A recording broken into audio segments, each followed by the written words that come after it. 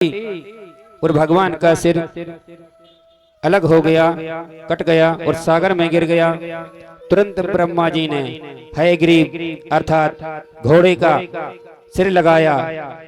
तब भगवान ने उस हयग्रीव का वध कर दिया। लो हयग्रीव भगवान की जय हो। इस प्रकार से भगवान कई ऐसी लीलाएं करते हैं और किसी ना किसी ऐसे असुर के वध के लिए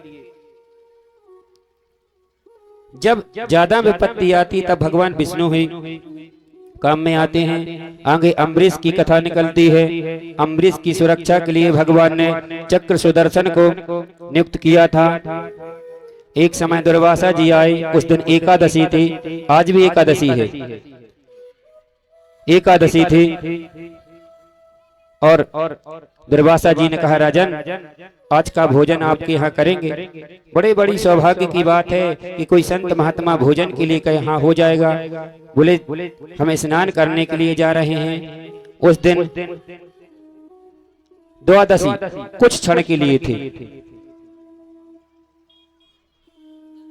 एकादशी के बारे में बताया गया है महाराज कि एकादशी का पारायण द्वादशी में ही करना चाहिए। कहने का मतलब है कि कभी कभी एकादशी कैसी रहती है कि एकादशी है और सुबह के 9 बजे तक है, लेकिन उदय तिथि में है इसलिए एकादशी बनाएंगे और उसी दिन बारस भी लग गई। लेकिन बारस समाप्त, बारस पूरी ना हो पाए अर्थात 13 न लग पाए, उसके पहले ही एकादशी का उद्यापन हो जाना चाहिए। तो द्वादशी इन्होंने सोचा कि एकादशी का पारायण तो करना है, अब क्या करें। तब ब्राह्मणों से पूछा, बोले थोड़ा तुलसी दल या जल ग्रहण कर लीजिए, उससे व्रत का पारायण हो जाएगा। राजा ने ऐसा ही कहा, ऐसा ही किया। इधर दुर्वासा जी ने देख लिया किसी ने व्रत का पारायण कर लिया है और मुझे भोजन नहीं कराया, बोले तेरे को श्राप दे दूंगा।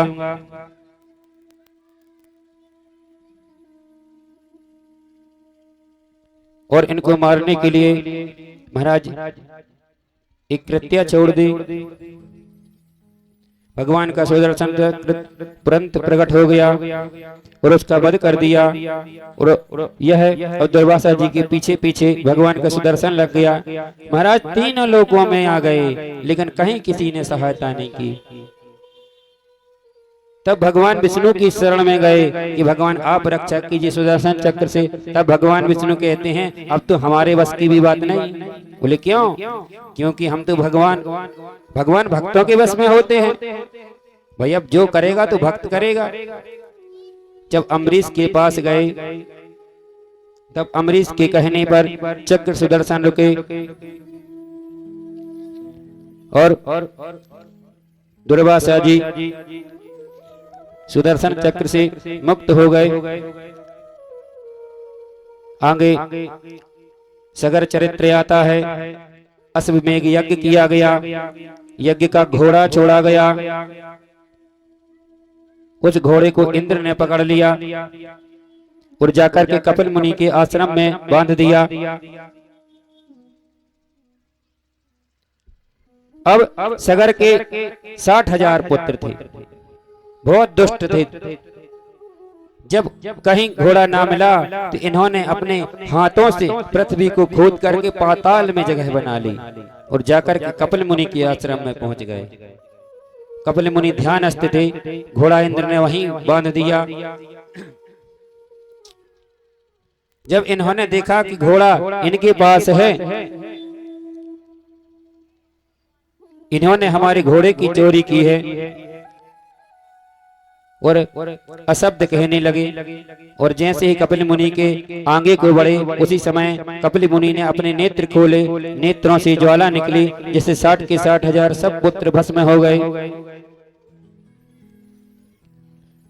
महाराज सगर की दूसरी पत्नी का नाम था केसनी। केसनी के असमंजस के पुत्र अंशुमान। अंशुमान को पता चला यह घोड़े को लेने के लिए गए कपिल मुनि के आश्रम में। कपिल मुनि को प्रणाम किया।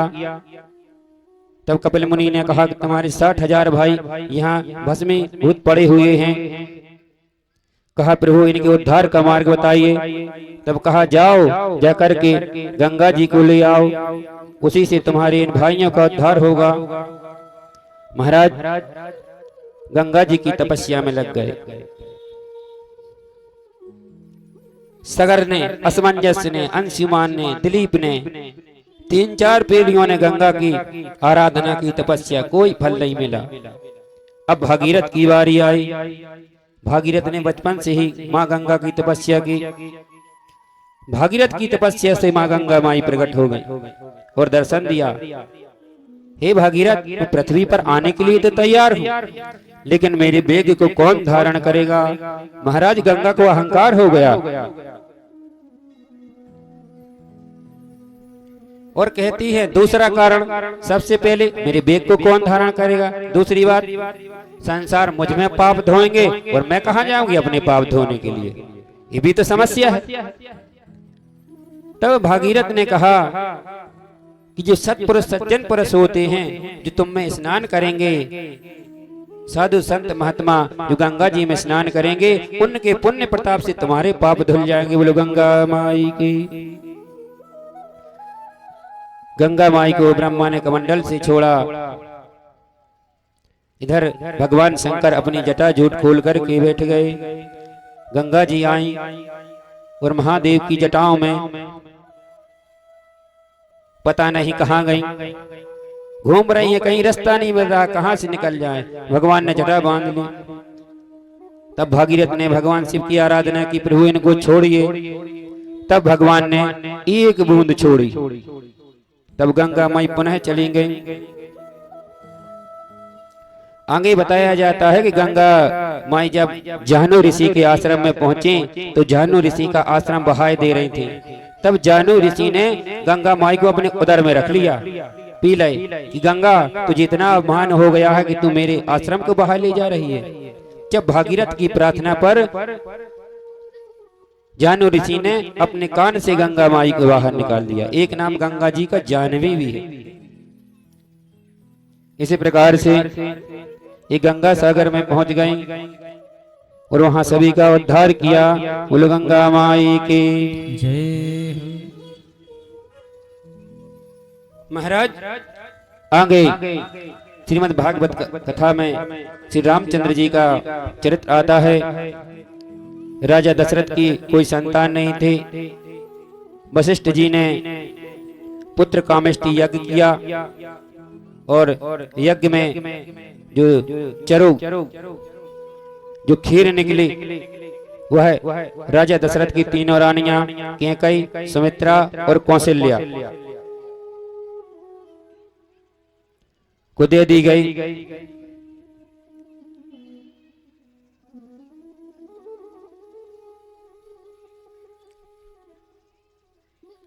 तीनों को महाराज खीर दे दी गई।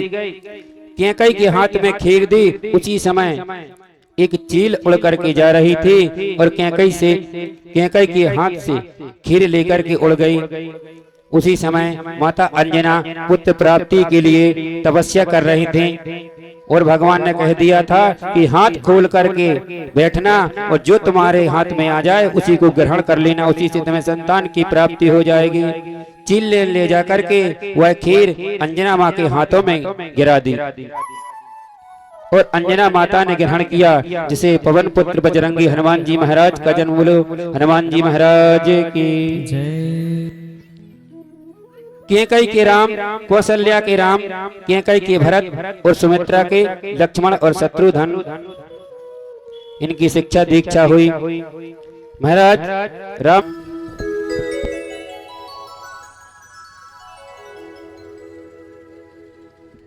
महाराज आगे परशुराम जी की कथा आती है। जमदग्नि रेणुका के पुत्र श्री परशुराम जी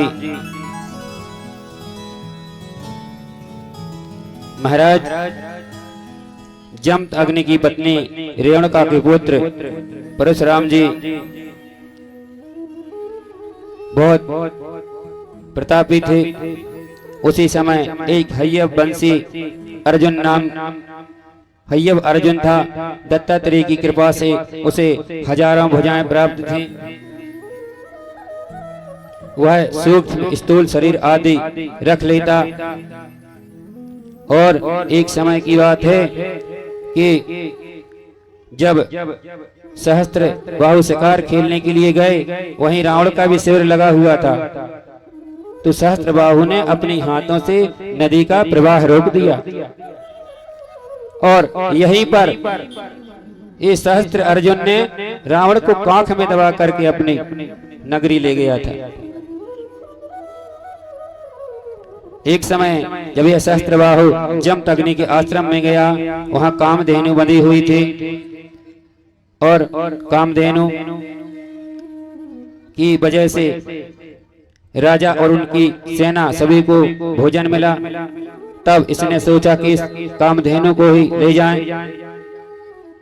तब यह कामधेनु को अपनी नगरी ले जा रहा था। उसी समय परशुराम जी आए और रास्ते में ही रोक लिया।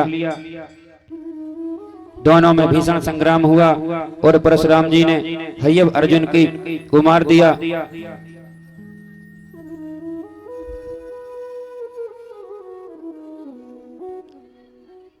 एक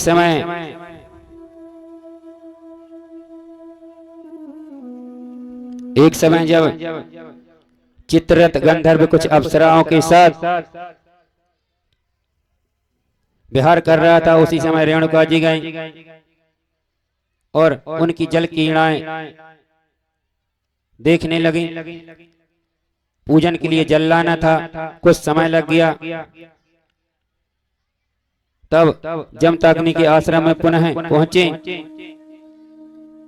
तो उन्होंने देख लिया कि किस कारण विलंब हुआ है। तब परशुराम जी से कहा, परशुराम जी के भाइयों से कहा कि तुम माता का सिर काट दो। किसी ने नहीं काटा। तब परशुराम जी ने फरसे से अपनी माता का सिर काट दिया। तब पिताजी ने कहा कि अब तुम वरदान मांगो। तब उन्होंने कहा कि वो जानते थे कि हम सिर काट देंगे तो हमारे पिताजी जोड़ भी देंगे।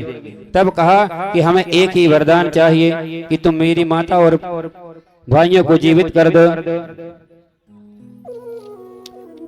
इसी प्रकार से परशुराम जी का संवाद आता है।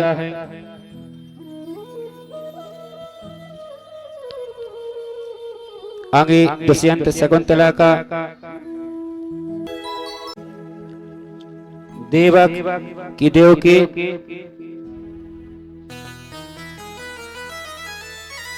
उग्रसेन की 5 कन्याएं और एक पुत्र था जिसका नाम था कंस। महाराज कंस बहुत अत्याचारी आताताई था।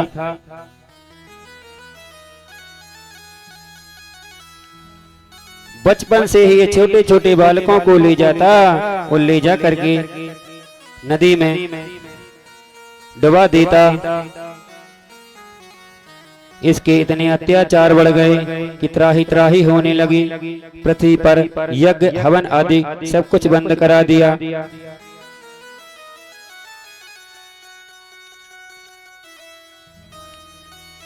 इसी प्रकार से इतना अत्याचार बढ़ गया कि पृथ्वी त्राही त्राही करने लगी। यज्ञ हवन बंद कर दिया। सभी जगह मार काट आदि होने लगे। तब धरती माता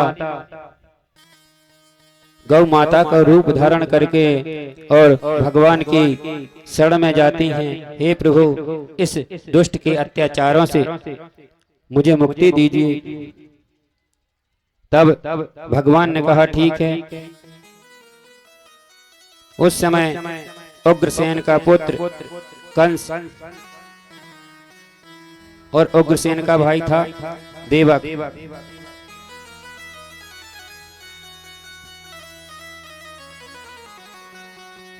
देवक की कन्या देवकी का विवाह वसुदेव जी से हुआ। क्योंकि वसुदेव जी सत्यवादी थे, सत्यवादी थे वसुदेव जी।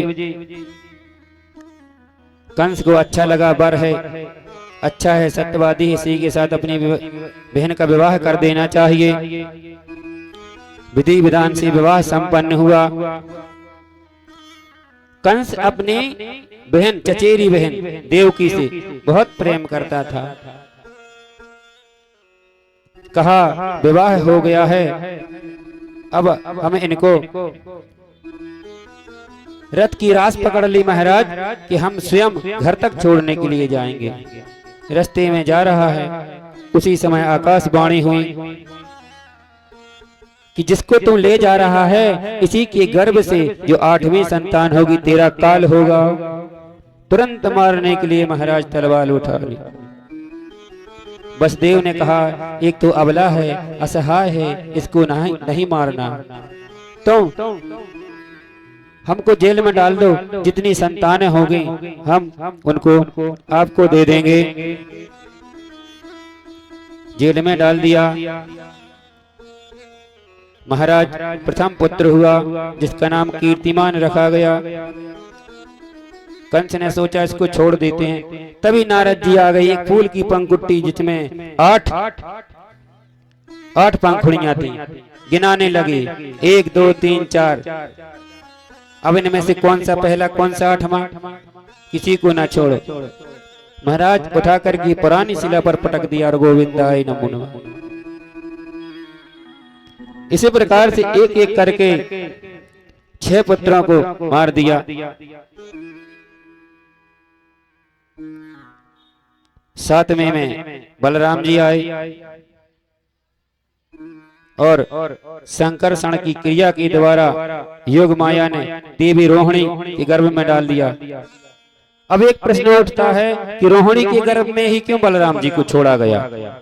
इसका कारण है पूर्व जन्म में रोहिणी सर्पों की माता थी, इसलिए जो बलराम है शेष अवतार है, इसलिए उन्होंने यह विचार किया कि मुझे अपनी ही माता के गर्भ से जन्म लेना है और माता को पुत्र का सुख देना है, इसलिए गर्भ